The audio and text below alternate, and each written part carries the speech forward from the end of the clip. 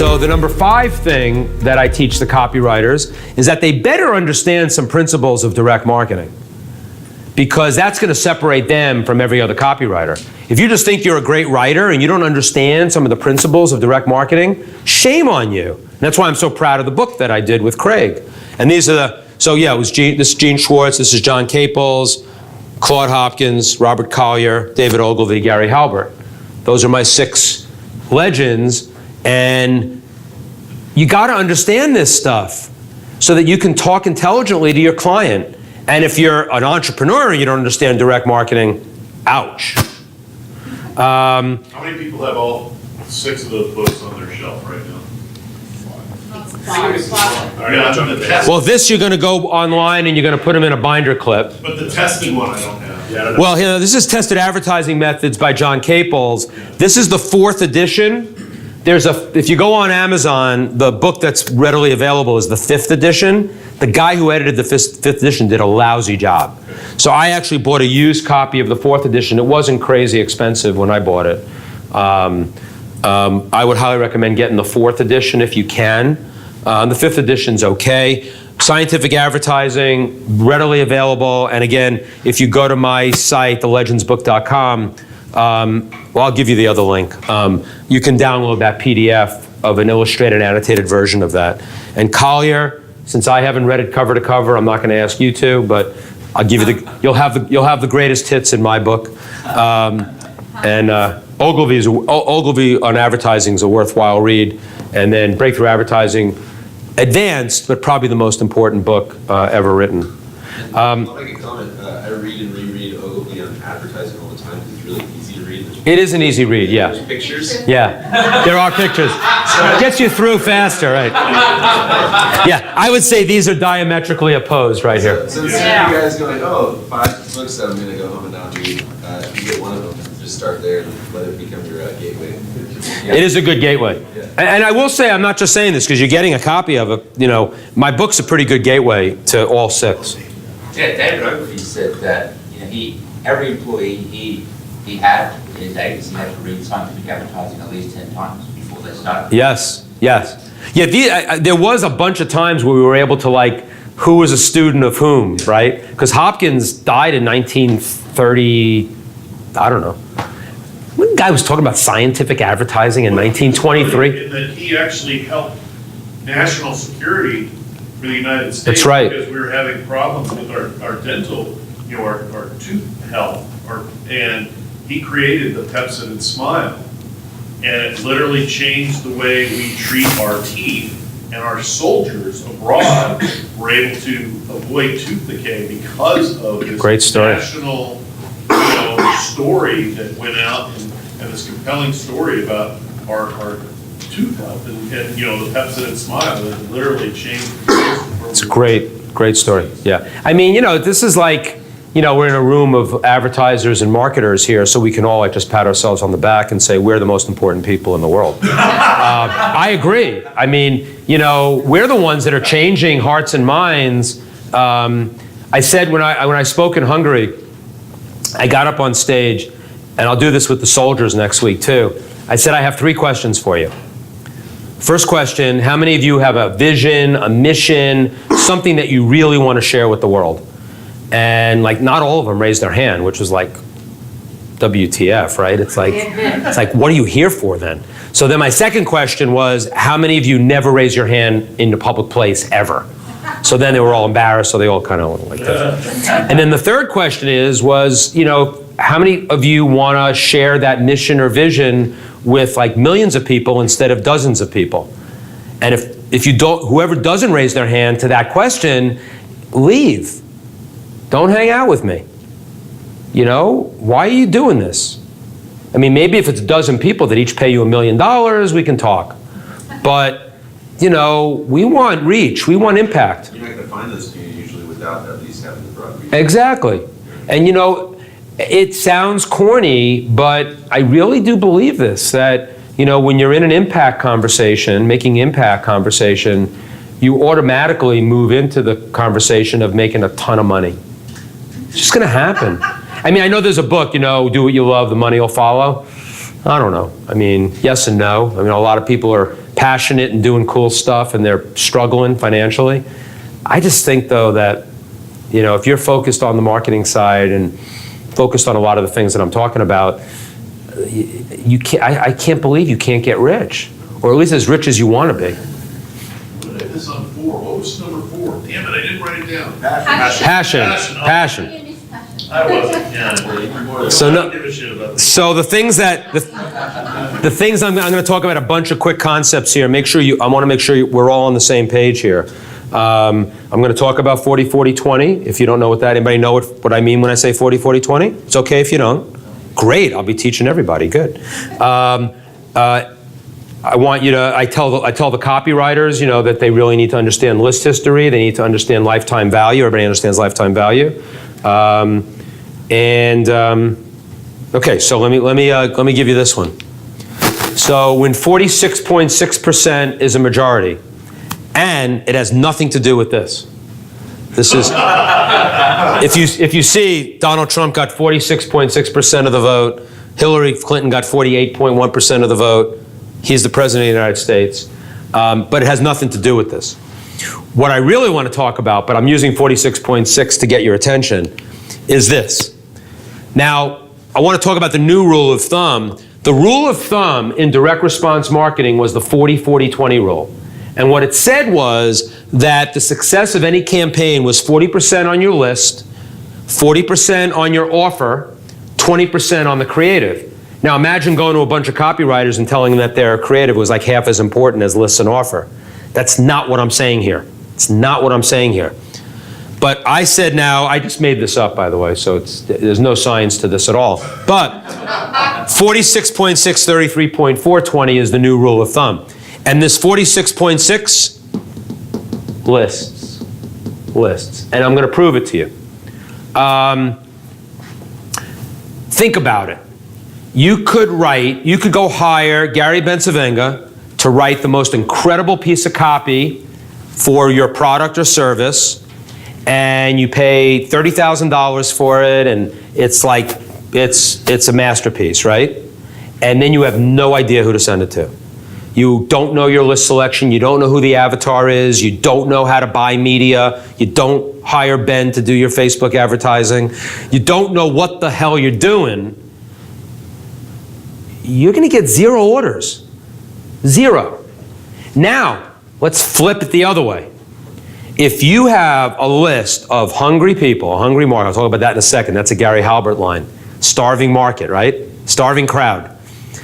You have a market that you've identified through list selection, through whatever modeling techniques that you can use, and you have an offer that's compelling, free, trial, 2 for 1, whatever the offer is, and your copy is for shit.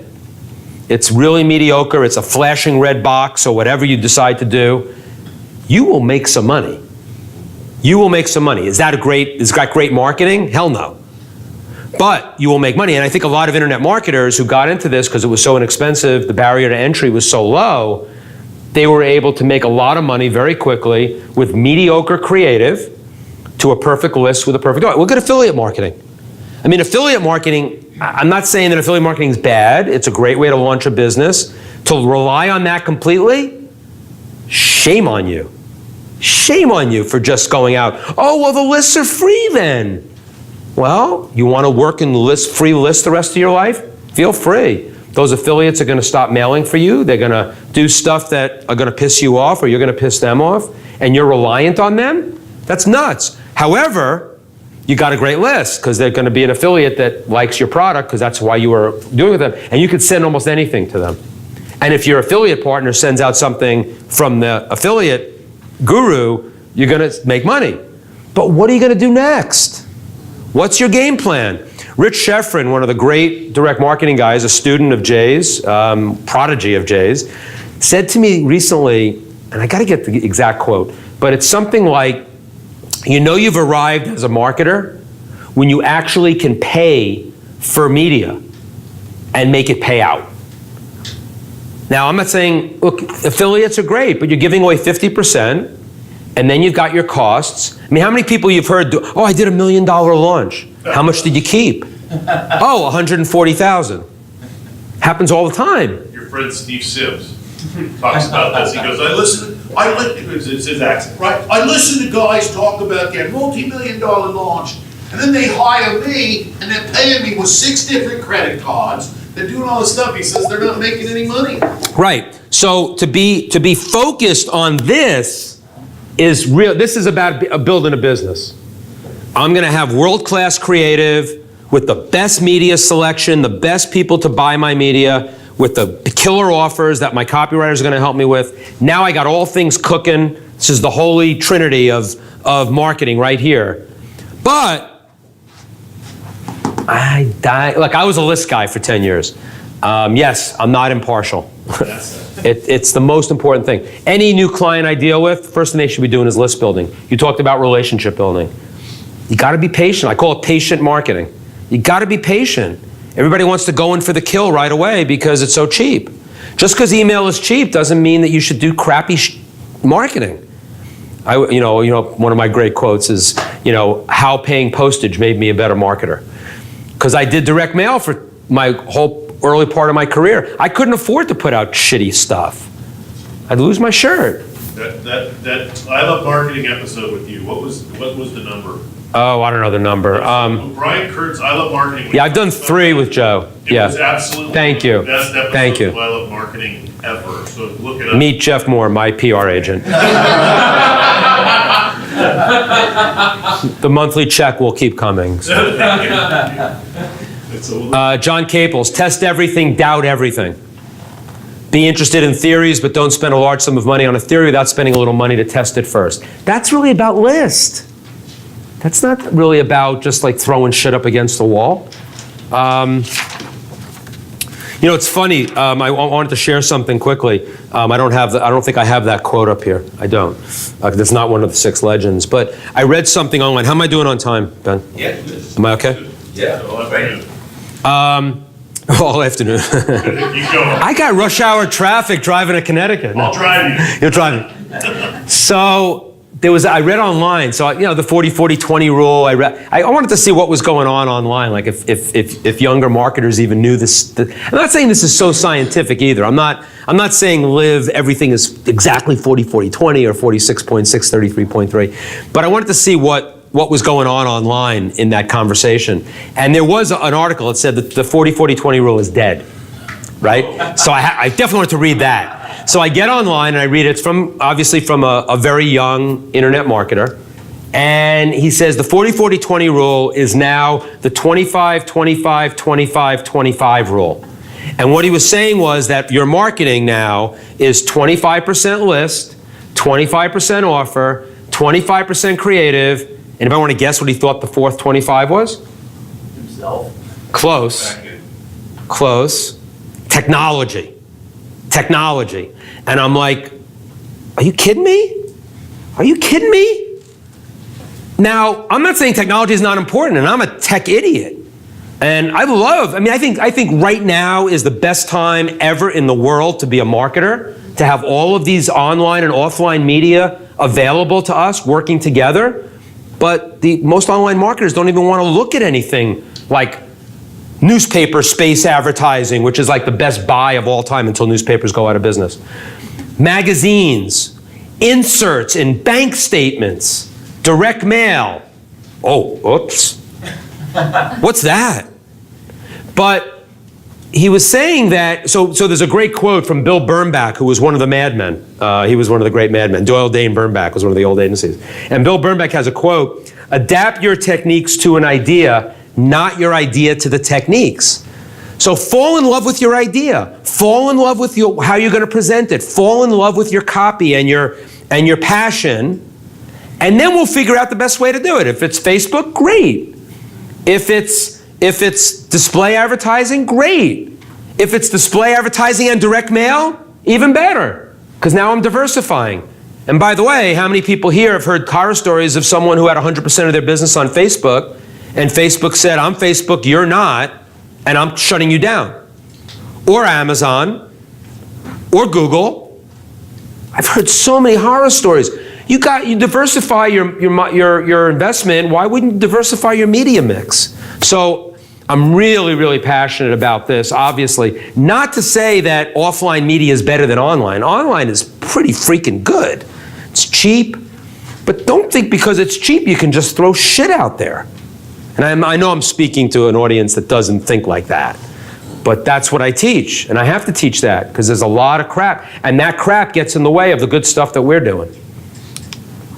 Gary Halbert says you must always find a market first and then concentrate on a product. I love these kinds of quotes because this is one of the best copywriters of all time talking about list. And Gary Halbert, I think it's on the XXX tapes, but he did an interview with Joe, and I have a bunch of stuff from Gary, audio and video. It's a lot online. In fact, on my site for my book, I do some videos there, and I've got like an hour-long Gary Halbert seminar on there. I also have David Ogilvy on the David Letterman show, which is freaking hilarious. By the way, I'm going to give you that. I'm going to give you the link now because it's not on a slide. You go. Don't give this link out. Go to the advertisingsolution.com/resources. The advertisingsolution.com/resources. Oh shoot! This is going to be on Facebook Live, isn't it? Oops. Nobody's watching. Whoops. No, you know what? But I do want people to have the book, and they won't have the book then, and they can get all that stuff for free. Well, yeah, I'm not going to repeat it. But if you go to thelegendsbook.com, you'll see everything that's available. For a $12 book on Amazon, you're going to get a swipe file of those 6 legends, all those videos, access to those videos of Halbert, Schwartz, and David Ogilvy, and a PDF of scientific advertising that you can download.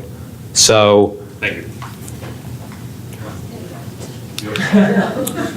Robert Collier, study your reader first, your product second. This is the guy that wrote Sales Letter, right? He wrote the book on sales letters. And look at him, he's talking about studying your audience. I just love this. I love the fact that the best copywriters of all time are talking about lists. Like, he uses it in a single term, too. Yeah, exactly. I'm very confident in my 46.6%. I really am.